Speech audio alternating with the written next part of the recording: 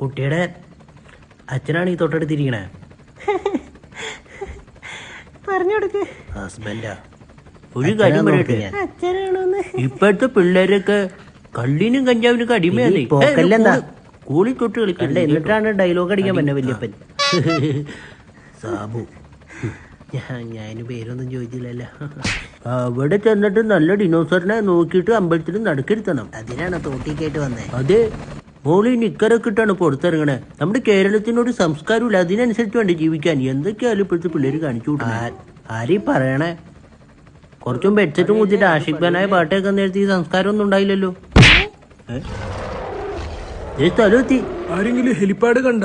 മോനെ പോക്കറ്റിലൊക്കെ ഒന്ന് ശരിക്കും നോക്കിക്ക്. പാമ്പാടി രാജനെ പോലത്തെ ഒരു ആനേനെ പോലത്തെ ഡിനോസറിനെ എടുത്തിട്ട് അമ്പലത്തിൽ കൊണ്ടുവന്ന് ഉത്സവത്തിന് ഇരുത്തണം. മോനെ അപ്പൂപ്പനെ വട്ടം പിടിച്ചോ, വട്ടം പിടിച്ചോ. ഞാൻ വേണ്ടി പിടിക്കാം.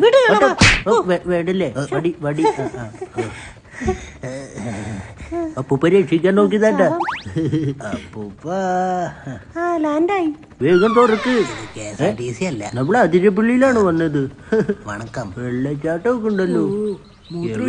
ഡിനോസർ കൂട്ടൻ. മക്കള് വാ, മക്കള് വാ. അപ്പൂപ്പനെ ചേർത്ത് പിടിച്ചോ. എല്ലാവരും കെയർഫുൾ ആയിട്ട് ഇരിക്കണോട്ടാ. ആ ഗേറ്റ് ഒന്ന് തുറന്നു കൊടുക്കടാ. ഡിനോസറിന് കൊടുക്കാൻ വേണ്ടി ഞാനൊരു പടല പഴം കൊണ്ടുവന്നിട്ടുണ്ട്. കണ്ടിട്ട് വേണം നേരിട്ട് വായിൽ വെച്ച് കൊടുക്കാൻ. തീർത്താൻ നിക്കണ്ട, അതിന്റെ വായിച്ചൊന്ന് കയറി കൊടുക്കട്ടെ. ചേട്ടാ, ഈ വണ്ടി 4x4 ആണോ? കൊച്ചെ, ഇത് ജീപ്പാണ്, ജീപ്പ്.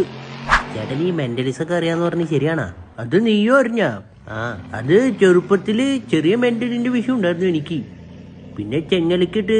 അയ്യോ, അതല്ല മെന്റലിസം, മൈൻഡ് റീഡിംഗ് ഒക്കെ. വലിയപ്പ അതങ്ങ് കാണിച്ചു കൊടുക്ക്. നിന്നെ വേണമെങ്കിൽ ഞാൻ എന്റെ കൺട്രോളിലാക്കട്ടെ. ഞാൻ ചൂണ്ടുവരലൊക്കെ സ്റ്റാച്ചു. ഇത് ചെങ്ങലയിൽ മാത്രം ഒതുങ്ങണ മെന്റലല്ല.